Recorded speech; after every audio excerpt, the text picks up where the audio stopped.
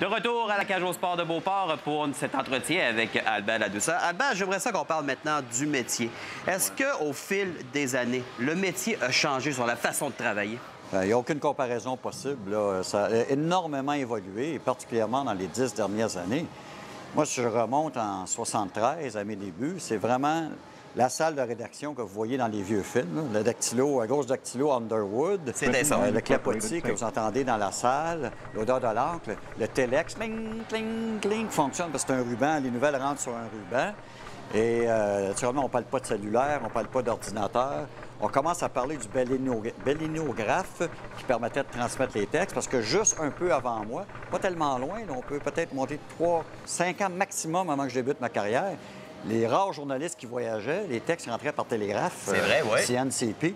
Alors aujourd'hui, c'est la révolution la plus totale. J'ai vu arriver le premier ordinateur, le deuxième, le troisième, le quatrième, et je pense qu'on est rendu à la 7e ou 8e génération. Les téléphones cellulaires qui facilitent l'ouvrage incroyable. Avant, vous appeliez un athlète ou un entraîneur, vous restiez chez vous au bureau pendant 4 heures, 5 heures à attendre le retour d'appel, oui. Parce que là, vous partez avec le cellulaire. Alors, les moyens de communication, les moyens d'obtenir de l'information sont nombreux, mais par contre, les journaux, il y a une convergence. Et la nouvelle ne vous appartient plus nécessairement. Elle appartient au site Internet, elle appartient à Twitter, elle appartient à tout le monde. Alors, c'est beaucoup de l'instantané. Il y a du bon, mais il y a beaucoup de mauvais également. Tes plus beaux souvenirs en carrière, c'est quoi? Le top 2, le top 3, par exemple? Bien, quand je mettais le top 10, puis c'est un peu ironique que je remonte au tout début, en 78, la couverture du combat Mohamed Ali et Leon Spinks en Nouvelle-Orléans.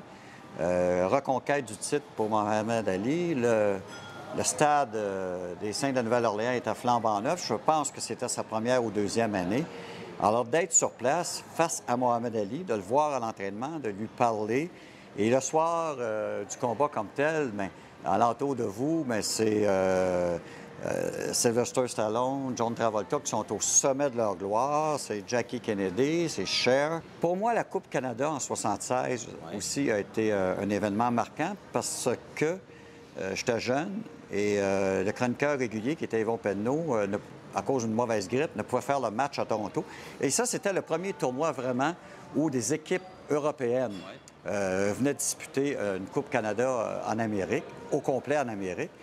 Alors, je me ramasse à Toronto pour remplacer Yvon Penneau et finalement, je fais le tournoi au complet. Ça, c'est un bon souvenir. Je ne peux pas passer outre, même si c'est un ensemble, les 16 années de couverture des Nordiques de Québec. Ça, c'était quelque chose de fort intéressant. C'est l'événement de la carrière. Et il y a une autre. J'avais dressé une liste à un moment donné d'une dizaine d'événements. Les Olympiques? Les Olympiques, j'en ai fait. J'en ai fait 4-5.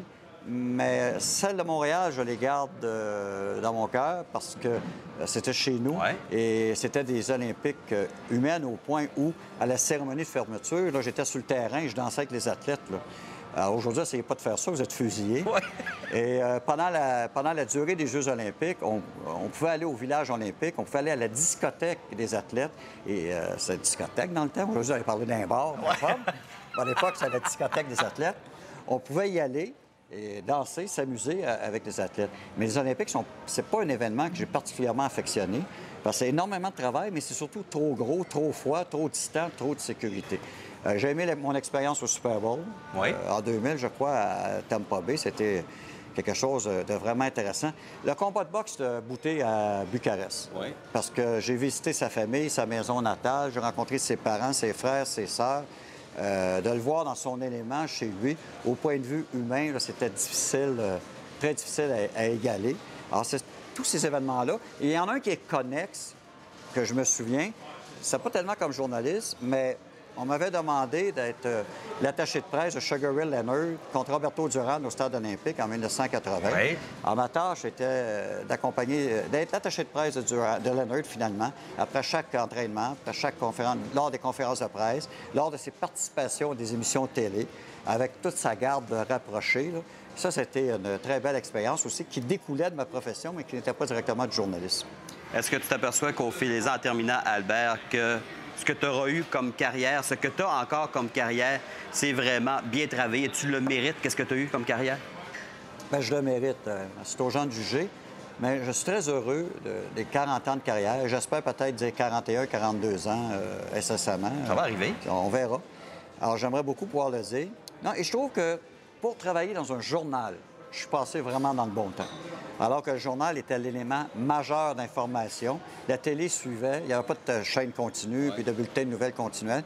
Donc, c'était le journal et en soirée, la télé continuait. Mais aujourd'hui, ceux qui arrivent dans le métier vont vivre autre chose, que ce soit Internet, que ce soit une plateforme autre comme la télé ou quoi que ce soit. Il y aura toujours à la base un journaliste pour préparer l'information et la livrer.